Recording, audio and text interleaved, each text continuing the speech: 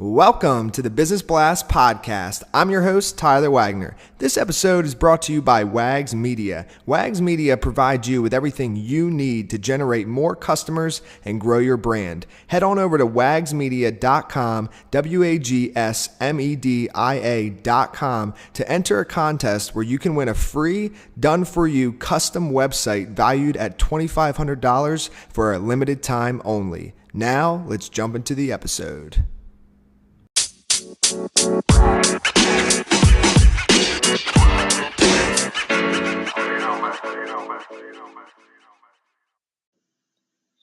All right, everyone. Welcome back to another episode of the Business Blast Podcast. I'm your host, Tyler Wagner. Today I have AJ Wilcox with us. He is a LinkedIn Ads Pro who founded B2Linked.com, a LinkedIn ad agency, back in 2014. As official LinkedIn partners, they manage the world's most sophisticated advertising accounts worldwide. So welcome to the show, man. Hey, Tyler, thanks so much for having me. Of course, man. Grateful to have you here. We'll dive right into the first one, AJ. The first question I have for you is, what is the best story from your life that has an underlying valuable message? So I think the story here is basically the starting of how I started B2Link. That was probably the biggest turn that my life ever took. I've been doing digital marketing. I've been doing it now for about 12 years. But after about 6 years in, I got recruited by a local, highly funded tech startup and ended up having a ton of success using LinkedIn ads. And it was so interesting when I would go and Google search, hey, how do you do this on LinkedIn? How do you do that?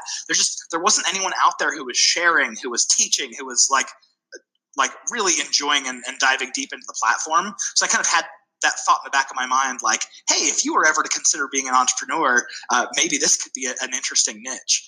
And I ended up about 6 months later being let go from that position. And, we're not to make this religious or anything, but we're a really faithful people.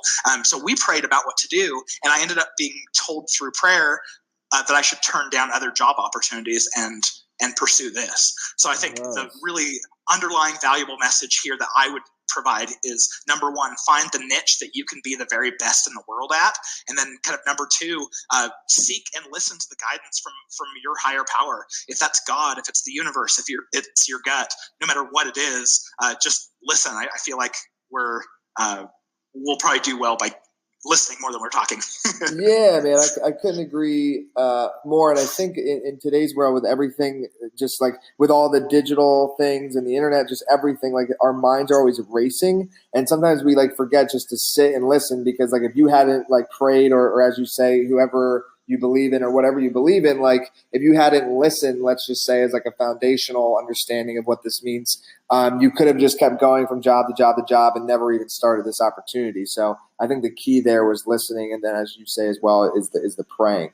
So the next one I have for you, AJ, is I'm excited for your answer on this. What is the most valuable piece of information we should know that's within your expertise or industry? And yeah, feel free to just lay some LinkedIn knowledge on us, because we need it. I love it. Well, I can go super deep on this one if you want. Yeah. But basically, social media advertising is all about the offer, what you can offer someone to get their attention. If you put up an ad that just says, here, click here to talk to our high-pressure sales rep, no one's going to be incentivized to click that. There's just no reason to stop what they're doing and participate in a sales pitch. So instead, in order to get someone's attention and get them to really have a conversation with you, you need to have a piece of content like a webinar, a guide, a checklist, an ebook, something like that. And the key here is that it needs to solve a really heavy pain point for your user or satisfy a major curiosity.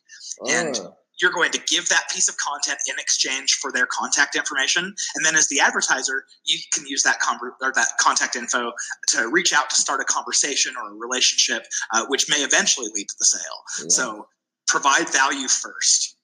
And it could actually, let me rephrase this next one then, because I think that could tie in with overall business advice. So and you kind of mentioned it actually, but when you first started out with that the startup that was funded, how did that kind of happen? And did you kind of know, even when you were younger, let's say, did it ever come up to you that entrepreneurship was within something that you wanted to do, or how did you kind of find that out?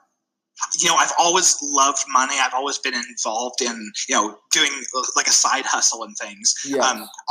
back in college, I remember attending really faithfully all of these entrepreneurship meetups. But everyone I would talk to, I would go, "Oh wow, you're the real deal. Like I could never do this," but I was just enjoying that energy.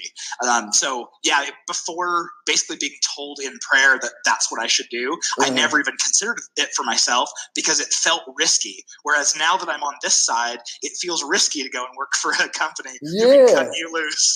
Dude, yes, I gotta chime in there. Like, I think that's such a huge point because it's kind of like what school does to you. Because there's one stat that, like, I don't know if it's in college or high school or middle school, but they tell you that like 9 out of every 10 businesses fail.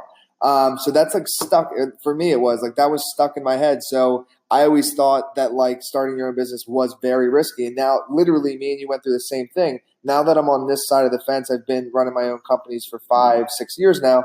I think it is more risky to put your like fate, if you will, into somebody else's hands running a company. Like, I'd rather be in control of it myself. So it's just a huge mindset shift. It's pretty wild. But yeah, so the next one I have for you is, if you could give your younger self one piece of advice, what would that be? It has to be, don't wait for the system to teach you. Information is free and you can learn anything.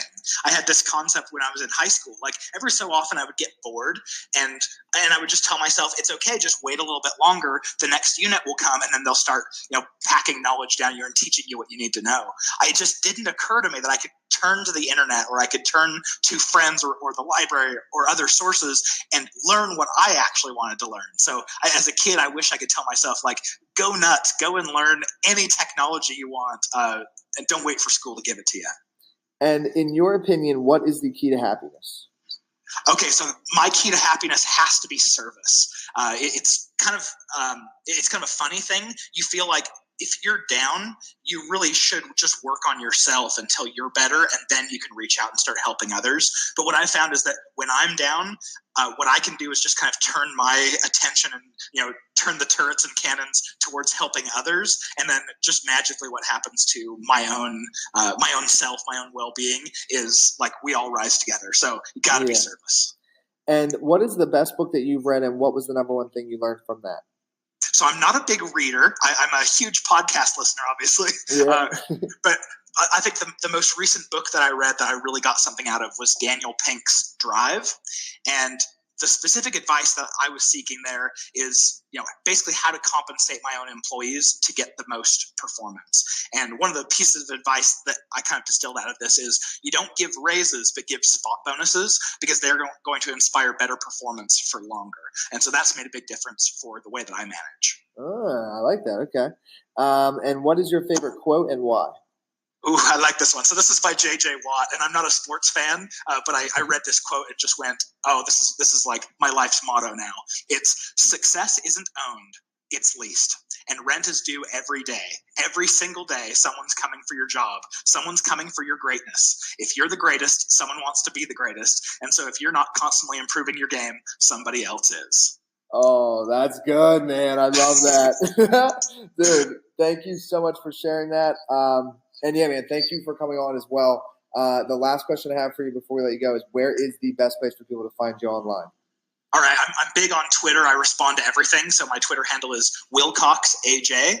And also, if you're not on Twitter, b2linked.com is our website. If you go and fill out the form, I'll give you a little secret. You're not going to go to a sales rep. You're not going to go to some complex marketing automation workflow where you're now on my newsletter or anything.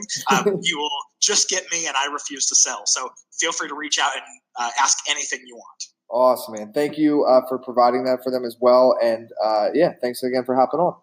All right, thanks, Tyler. Always a pleasure. The podcast you just heard was published with Anchor. Got something you want to say to the creator of this show?